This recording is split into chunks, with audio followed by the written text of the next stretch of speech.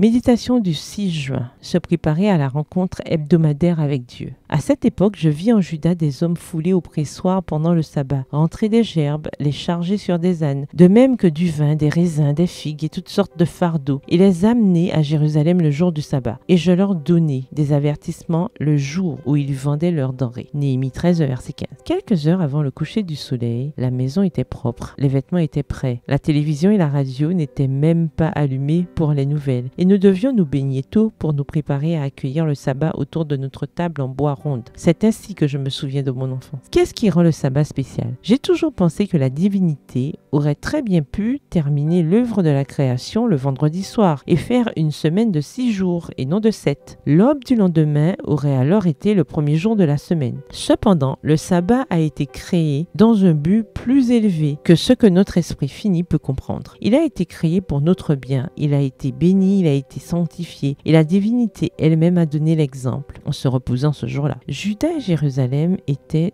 deux royaumes divisés, mais tous deux connaissaient parfaitement les lois de Dieu. Pourtant, ils semblaient les avoir oubliés et, le jour du sabbat, ils vaquaient à leurs occupations comme n'importe quel autre jour, comme le décrit Néhémie. Aujourd'hui, dans certains foyers où l'on professe l'observance du jour du sabbat, on pratique encore des activités qui entrent dans la catégorie notre volonté, comme le dit le prophète Ésaïe. Voir Ésaïe 58, le verset 13 dans la version Louis II. Faire les courses, regarder la télévision ou assister à un événement sportif le jour du sabbat, entre autres, ne semble pas poser de problème à certains observateurs du sabbat. Cher ami, notre Créateur désire que nous fassions du sabbat une véritable fête spirituelle et que nous nous y rendions avec un cœur préparé. En tant que femmes, nous prenons souvent la tête des préparatifs et c'est à la fois une bénédiction et une responsabilité qui pèse sur nos épaules. Que nous jouions le rôle de fille, de grand-mère ou de mère